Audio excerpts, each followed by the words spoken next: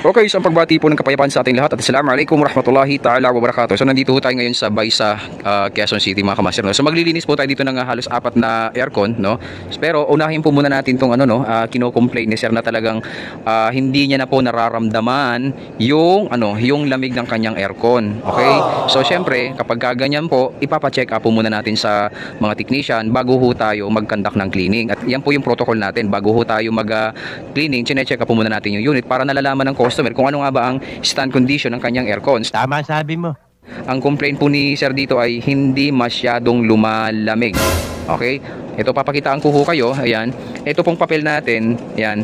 Dapat pag tinapat niyo ho yan sa sa harapan ng blower, dapat i-discharge po yan kagaya po nito, yan oh. Yan oh. Ayan.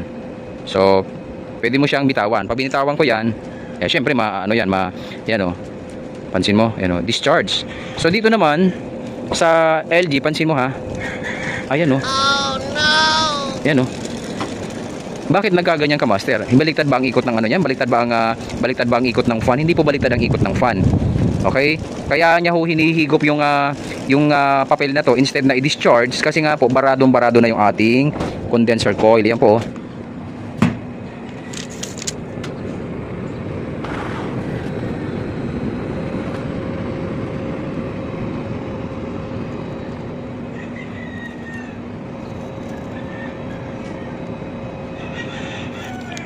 Yan. So ang sisirain po ng pagka ganito sir, ang mga kamaster, ang sisirain po nito ay compressor kapag ganyan kasi hindi po masyado nakakahinga ang ating compressor.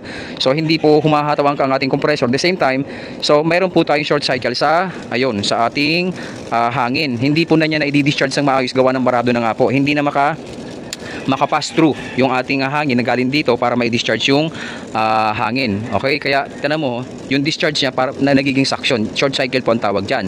So ang solution po dito, ang una natin gagawin ay ililinisin po natin. Tama sabi mo. So ang tanong mga kamaster, no, tuwing kailan ba pinapalinis ang aircon? So, iyan po yung kadalasang tanong ng ating katanungan ng ating mga minamahal na customer. Tuwing kailan ko ba ipapalinis ang aircon? So, ang sagot ho diyan, depende po yan kung ilang oras niyo po ginagamit ang aircon. Tama sabi mo. Inverter ho kasi design po yan na gamitin mo talaga siya ng minimum of 12 hours, maximum of 24 hours. Kung gusto mo makatipid, sa kuryente, gamitin mo ang inverter mo ng minimum of 12 hours, maximum of 24 hours kung gusto mong makatipid. Ngayon, kapag halimbawa ginagamit mo ng minimum of 12 hours, maximum of 24 hours, ibig sabihin kailangan mo siyang ipalinis within 3 months.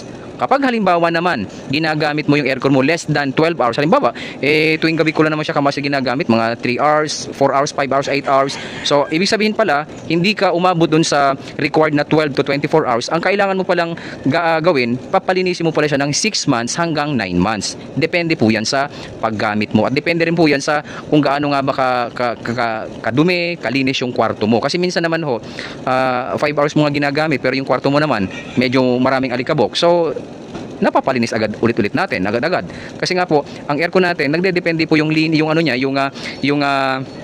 dumi niya sa kung anong merong dumi sa loob ng ating kwarto, the same time dito sa labas. Yan. So ganun po. Ito po ay pinalinis ni sir 1 year mahigit. Kaya talaga magdudumi yung ating condensing unit. Okay? So ang gagawin po natin, lilinisin po muna natin yan at makikita nyo kung anong pagkakaiba yung before and after. Short cycle po ito ha, short cycle po. At kung halimbawa kayo, mga customer ho kayo, may ganito ho kayong aircon, itapat nyo lamang ho yung papel sa harapan ng aircon nyo, dapat discharge po yan. Ang yari po, baliktad ho, yan ho, pahigop. So hindi po baliktad ang ikot ng fan yan. Okay? So nandun po tayo sa tamang rotation ng ating condensing fan. Okay? Short cycle po ang tawag dyan. Kung mapapansin mo naman dito, yan ho. Yan ho. Lahat po yan pakaliwa, yan ho. Yan ho. Yung ikot. Ito naman. Ayan oh. So hindi yan oh. Hindi discharge po siya, naka-discharge.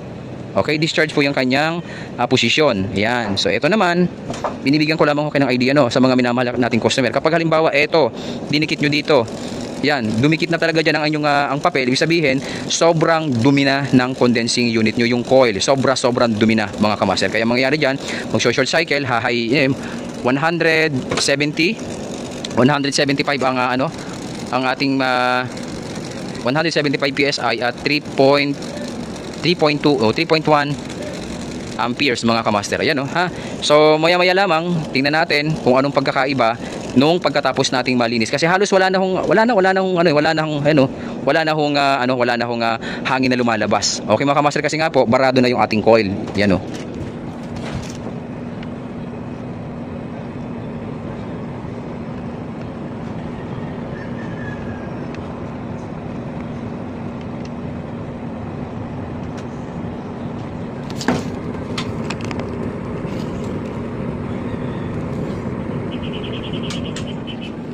Okay, so ang tawag po dyan ay short cycle sa hangin na nanggagaling mismo sa ating condenser coil mga kamaster. Okay, so linisin po muna natin to mga kamaster.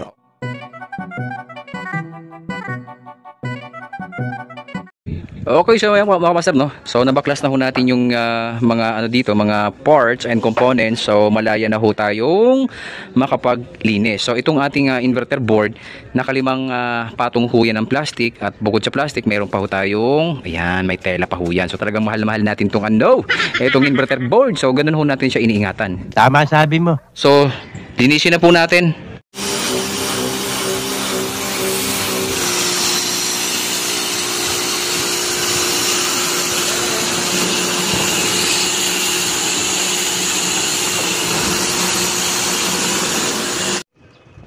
Yun no. Yun no, bismillah. Yahoo!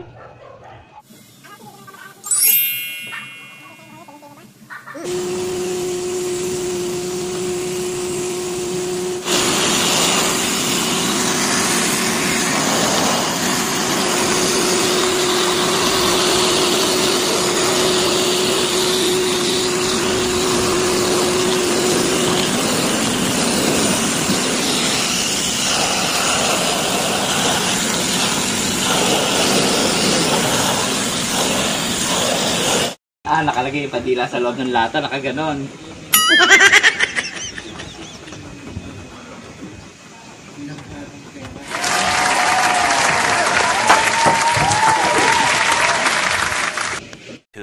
Years later.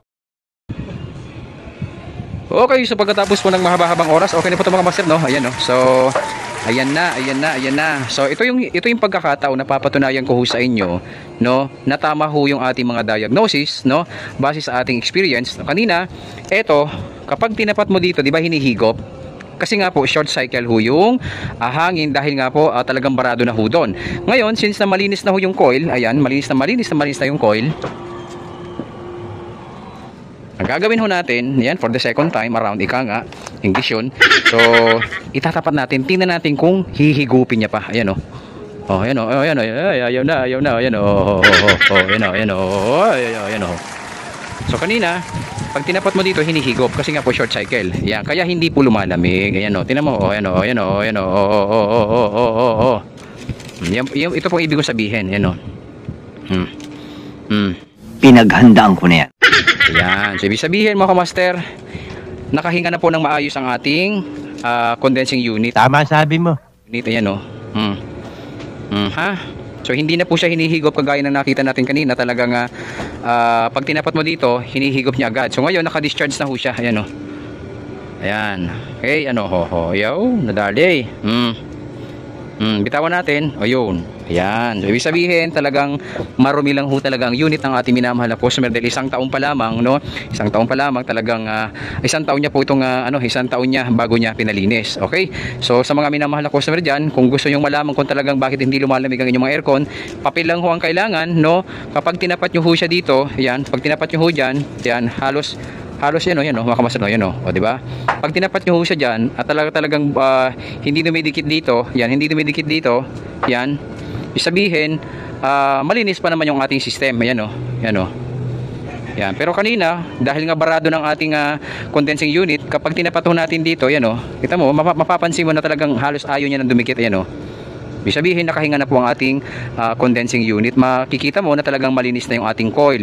Pero pag barado ang ating coil, kabaliktaran ng mangyayari, magiging short cycle po yung ating flow ng hangin. Ayan, pag dinikit nyo ho yan dyan, ayan o, Dinidikit ko, ayaw na, ayun dumikit. Samantalang kanina, pag binitawan mo siya, di ba, kita mo talagang hinihigop pabalik. So short cycle po ang tawag doon. So ang mangyari po dyan, hihina po ng hihina ang ating lamig, at the same time yung compressor hindi po siya hahataw, kaya hindi talaga lalamig mga kamaster. Okay, okay na po ito. Ayan o, yun o, ha. Okay, o. Ayan o, kahit bitaw, kahit ilagay ko yan dyan, bitawan ko, wala na. Ayan o. Okay mga kamaster, so basta pagka nililinis po natin to tuwing kailan, kapag ginamit mo siya ng 12 hours to 24 hours, 3 months po ang ating general cleaning. Pero pagka less than 12 hours, ang cleaning po yan 6 months to 9 months mga kamaster. Okay, so maraming salamat po sa inyong lahat at magandang hapon po.